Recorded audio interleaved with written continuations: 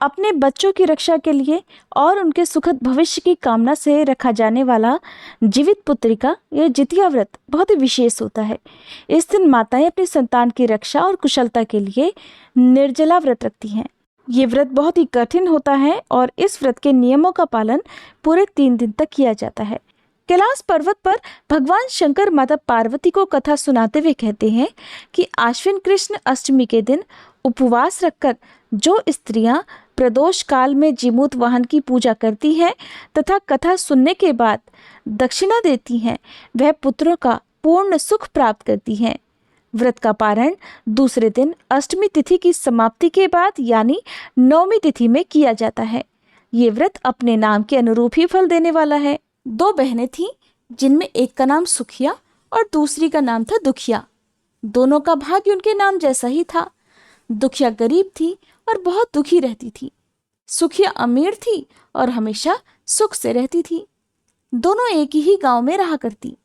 दुखिया सुखिया के घर में काम करती, साफ सफाई करती थी, खाना बनाती थी और जो खाना बच जाता था वह खाना सुखिया दुखिया को दे दिया करती। इसी तरह दुखिया का घर चलता था। समय बीतता गया, दोनों को बच्चे हुए। सुखिया को 2 बेटे और दुखिया को भी 2 बेटे हुए। अब जब जितिया का व्रत आया तो दोनों बहनें जितिया का व्रत रखने लगी। दुखिया सुखिया के घर में काम किया करती थी। व्रत के दिन दुखिया ने सुखिया के घर जो चावल फटका, उससे जो खुर्दी निकली या भूसा निकला, उसे तो उसने अपने लिए रख लिया और साफ चावल सुखिया को दे दिए। फिर साग को चुना, पत्तियों को डंठल से अलग किया, बढ़िया वाला साग सुखिया के लिए रख दिया और जो डंठल था वो अपने लिए रख लिया। अब दुखिया ने सुखिया के घर का सारा खाना बना दिया और अपने घर चावल की खुर्दी और साग की डंठल लेकर चली गई बनाने के लिए। खुर्दी का चावल और साग की डंठल बनाकर वो खाना उसने अपने बच्चों को खिलाया और खुद भी खाया। उसके बाद दुखिया सोने चली गई। आधी रात में एक बूढ़ी औरत उसके घर पर आकर दरवाजा खटखटाने लगी तो दुखिया ने पूछा, कौन है? तब बूढ़ी माई ने कहा, बेटा मैं हूँ, दरवाजा खोलो। दुखिया ने उठकर दरवाजा खोला और पूछा कि अम्मा आपको क्या चाहिए? इतनी रात में आप यहाँ किस लिए आई हो? बूढ़ी माई कहने लगी, बेटा मुझे बहुत जोर से भूख लगी है, कुछ खाने को हो तो दे दो। दुखिया उसे घर के अंदर ले गई और कहने लगी, माँ जी हम लोग बहुत गरीब हैं। आज मैंने खुर्दी का चावल और साग का डंठल बनाया है, क्या आप खाएंगी? तो बूढ़ी माई कहने लगी, हाँ हाँ क्यों नहीं खाएंगे, मुझे तो बहुत जोर से भूख लगी है, मैं वही खा लूंगी। तब दुखिया घर के अंदर गई और खुर्दी का चावल और डंठल का साग लाकर बूढ़ी माई को खाने के लिए दे दिया। बूढ़ी माई ने खाना खाने के बाद कहा कि मुझे अच्छे से कुछ दिखाई नहीं देता, बेटी इतनी रात के अंधेरे में मैं अपने घर भला कैसे जाऊंगी? तो दुखिया कहने लगी, माँ जी कोई बात नहीं, आप आज रात यहीं पर सो जाइए, सुबह अपने घर चली जाना। तो बूढ़ी माई दुखिया के घर में ही सो गई। फिर थोड़ी देर बाद उठकर बूढ़ी माई बोली, बेटा मुझे पैखाना जाना है, कहाँ जाऊं? तो दुखिया कहने लगी, माँ जी मेरे घर में बाथरूम नहीं है, इसलिए आप उधर कोने में कर लीजिए। अब बूढ़ी माई ने पूछा कि बेटा भड़बड़ करें या छरछर करें? दुखिया नींद में थी, कहने लगी, माँ जी भड़बड़ कर दो, मैं सुबह साफ कर दूंगी। फिर थोड़ी देर के बाद बूढ़ी पूछने लगी कि बेटा अब बताओ मैं अपने हाथ कहाँ साफ करूं? तो दुखिया कहने लगी, माँ जी आप मेरे सिर पर अपने हाथों को साफ कर लीजिए। उधर जब सवेरा हुआ तो दुखिया को ये देखकर सब कुछ एक सपने के जैसा लगा। उसे लगा कि शायद सोते समय मुझे कुछ सपना आया होगा। उसने इस बारे में कुछ और नहीं सोचा और नदी में नहाने के लिए चली गई। जब वो नदी में नहाने लगी और अपने बाल धोने लगी तो उसके बालों से होते हुए जो पानी बहने लगा वो पानी सोने का बन गया।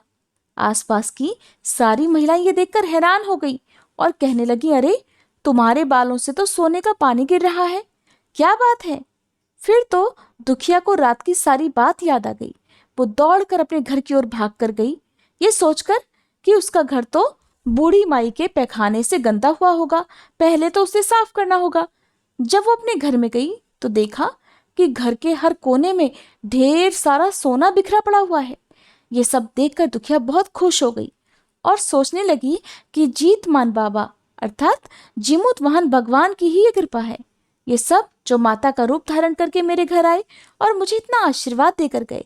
इस तरह दुखिया अमीर हो गई और अब उसने सुखिया के घर जाकर काम करना भी बंद कर दिया। इधर दुखिया जब अपना व्रत पूरा करती है तो अपने पुत्र से कहने लगी कि जाओ मौसी के घर से तराजू लेकर आओ, ये नापने के लिए कि सोना कितना है। बच्चा बहुत खुशी से सुखिया मौसी के घर गया और तराजू मांगने लगा। तो सुखिया ने पूछा, तराजू पर तुम्हें क्या तोलना है? बच्चा बोला, मौसी मेरे घर में बहुत ढेर सारा सोना है, उसी को माँ तोलेंगी। सुखिया कहने लगी, हाँ, खाने के लिए तो तुम्हारे पास कुछ भी नहीं है और सोना नापोगे, झूठ बोलते हो। तो बच्चा कहने लगा, नहीं नहीं मौसी, मैं झूठ नहीं बोल रहा। सुखिया सोचने लगी कि जब तराजू मांगा है तो कुछ ना कुछ तो जरूर तोलना ही होगा, इसलिए वो तराजू के नीचे गोंद लगा देती है कि जो भी तोला जाएगा वो थोड़ा सा इसमें चिपक जाएगा। दुखिया इधर जब तराजू पर सोना तोलने लगी तो कुछ सोने के टुकड़े उस गोंद में चिपक गए। उधर जब वह बच्चा तराजू लौटाने वापस गया तो सुखिया ने तराजू को उलट पुलट कर देखा तो उसे तराजू में सोना लगा हुआ मिला। सुखिया सोचने लगी कि उसके घर में जरूर कहीं से सोना आया होगा, इसीलिए तो वो कितने दिनों से मेरे घर पर काम करने भी नहीं आ रही। सुखिया उसके घर जाकर देखने लगी कि ये सोना कहाँ से आया। जब सुखिया दुखिया के पास जाकर पूछती है कि तुम्हारे पास इतना सोना कहाँ से आया कि तुम्हें सोना तोलने के लिए तराजू की जरूरत पड़ गई, तो दुखिया ने उस रात की सारी कहानी अपनी बहन सुखिया को बता दी। दुखिया का मन एकदम सच्चा था, इसलिए उसने बिना झूठ बोले सारी बात सब कुछ बता दिया। लेकिन इधर सुखिया के मन में लालच आ गया कि दुखिया के पास तो हमसे भी ज्यादा धन आ गया। अब अगले जितिया में मैं भी खुर्दी का चावल और डंठल का साग बनाऊंगी। फिर अगले साल जितिया का व्रत दोनों बहनों ने रखा। सुखिया के पास हर तरह का सुख था, धन भी था, फिर भी वह जितिया के दिन चावल फटक कर साफ चावल फेंक देती है और खुर्दी उसने अपने पास रख ली। साग को तोड़कर पत्तियां फेंक दी और डंठल अपने पास रख लिए और फिर उसने वही बनाया। खा पीकर पूजा पाठ करके सोने चली गई। फिर आधी रात में उसके घर में भी बूढ़ी माई आई, दरवाजा खटखटाने लगी। सुखिया आंखें बंद करके सोने का नाटक करती हुई उसी का इंतजार कर रही थी। तुरंत दरवाजा खोलकर बूढ़ी माई को उसने अपने घर के अंदर बुला लिया। बूढ़ी माई कहने लगी, बेटा मुझे बहुत भूख लगी है, कुछ खाने को दे दो। तो सुखिया कहने लगी, माँ जी मैंने खुर्दी का चावल और डंठल का साग बनाया है। बूढ़ी माई पहले की तरह बोली, कोई बात नहीं, मैं खा लूंगी। तो सुखिया ने खाना परोस दिया। बूढ़ी माई को खाना देने के बाद वो सोने के लिए चली गई। तो बूढ़ी माई कहने लगी कि बेटी रात बहुत है, मुझे दिखाई नहीं देता, मैं अपने घर नहीं जा सकती। सुखिया कहने लगी, कोई बात नहीं माँ जी, आप यहीं सो जाओ। थोड़ी देर के बाद बूढ़ी माई फिर बोली कि बेटी मुझे पैखाना जाना है, कहाँ करूं? सुखिया कहने लगी, वही कोने में कर लीजिए। थोड़ी देर के बाद बूढ़ी माई ने फिर पूछा कि भड़भड़ करें या छरछर। इस समय सुखिया को याद नहीं आया कि दुखिया ने क्या बोला था, तो सुखिया बोली, माँ छरछर कर दीजिए। फिर बूढ़ी माई ने पूछा, बेटा अच्छा मैं अपने हाथ कहाँ साफ करूं? सुखिया कहने लगी, मेरे सिर पर हाथ साफ कर लीजिए। बूढ़ी माई ने अपना हाथ सुखिया के सिर पर साफ कर लिया। उधर जब सुखिया सुबह उठी तो देखा उसका पूरा घर गंदगी से भरा हुआ है और उसके बालों में भी गंदगी लगी होती है। ये देखकर सुखिया बहुत दुखी हो गई और उसे बहुत गुस्सा भी आया।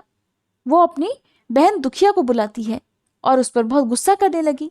कहने लगी, तुमने मुझसे झूठ बोला और मेरा पूरा घर गंदा करवा दिया।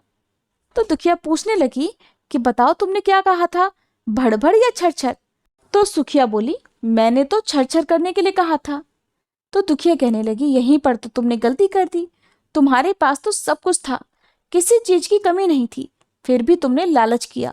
देखो मेरे पास तो उस समय कुछ भी नहीं था, तुम्हारे पास तो सब कुछ था और तुम्हारे घर पर भी जीमूत महान भगवान भेष बदल कर आए, लेकिन फिर भी तुमने उन्हें अच्छा खाना नहीं परोसा। मेरे पास तो उस समय कुछ भी नहीं था, इसीलिए मैंने उन्हें खुर्दी का चावल और डंठल का साग परोसा था। तुमने अपने घर आए हुए भगवान का अपमान किया, सब कुछ होते हुए भी तुमने उन्हें साग और भात खिलाया। तुम्हारे पास सब कुछ होते हुए भी तुम्हें लालच नहीं करना चाहिए था, इसलिए तुम्हारे साथ बहुत बुरा हुआ। गंधर्वों के राजकुमार का नाम जिमुतवाहन था। वे बड़े उदार और परोपकारी थे। जिमुतवाहन के पिता ने वृद्धावस्था में वानप्रस्थ आश्रम में जाते समय इन्हें राज सिंहासन पर बिठाया, लेकिन इनका मन राजपाट में नहीं लगता था, तो वह राज्य का सारा भार अपने भाइयों पर छोड़कर खुद भी वन में पिता की सेवा करने चले गए। वहीं पर उनका विवाह मलयवती नामक राजकन्या से हो गया। एक दिन जब वे वन में घूमते हुए जिमुतवाहन भगवान काफी आगे चले गए, तब उन्हें एक वृद्धा रोते हुए दिखी। जिमुतवाहन ने उनसे पूछा तो वृद्धा ने रोते हुए कारण बताया कि मैं नागवंशी स्त्री हूँ और मेरा एक ही पुत्र है। पक्षीराज गरुड़ के समक्ष नागों ने उन्हें प्रतिदिन खाने के लिए एक नाग सौंपने की प्रतिज्ञा की हुई है और आज मेरे पुत्र की बलि का दिन है, इसलिए मैं बहुत परेशान हूँ। तब जिमुतवाहन ने वृद्धा को ढांढस बंधाते हुए कहा, तुम चिंता मत करो और डरो भी मत, क्योंकि मैं तुम्हारे पुत्रों के प्राणों की रक्षा करूंगा। आज उसके बदले मैं खुद अपने आप को उसके लाल कपड़े में ढककर बद्ध शिला पर लेट जाऊंगा। ऐसा कहकर जिमुतवाहन ने पुत्र के हाथ से लाल कपड़ा ले लिया और वे उसे लपेटकर खुद को बलि देने के लिए चुनी हुई बद्ध शिला पर लेट गए। नियत समय पर गरुड़ बड़ी तेजी से आए और वह लाल कपड़े में ढके हुए जिमुतवाहन को पंजे में दबोचकर पहाड़ की ऊंची चोटी पर जाकर बैठ गए। अपने चंगुल में गिरफ्तार प्राणी की आंख में आंसू और मुंह से चीख पुकार निकलती हुई ना देखकर गरुड़ जी बड़े आश्चर्य में पड़ गए। उन्होंने जिमुतवाहन से उनका परिचय पूछा। जिमुतवाहन ने सारा वृतांत सुना दिया। तब गरुड़ जी जिमुतवाहन के बहादुरी और प्राण रक्षा करने में खुद को बलिदान देने की हिम्मत से बहुत प्रभावित हुए। प्रसन्न होकर गरुड़ जी ने उन्हें जीवन दान दे दिया तथा नागों की बलि ना लेने का भी आशीर्वाद दिया। इस प्रकार जिमुतवाहन के अदम्य साहस से नाग जाति की रक्षा हुई और तब से जिमुतवाहन को भगवान के रूप में पूजा जाने लगा और तभी से पुत्र की रक्षा करने के लिए जिमुतवाहन भगवान की पूजा की प्रथा शुरू हो गई। आश्विन कृष्ण अष्टमी के दिन प्रदोष काल में पुत्रवती महिलाएं जिमुतवाहन भगवान की पूजा करती हैं।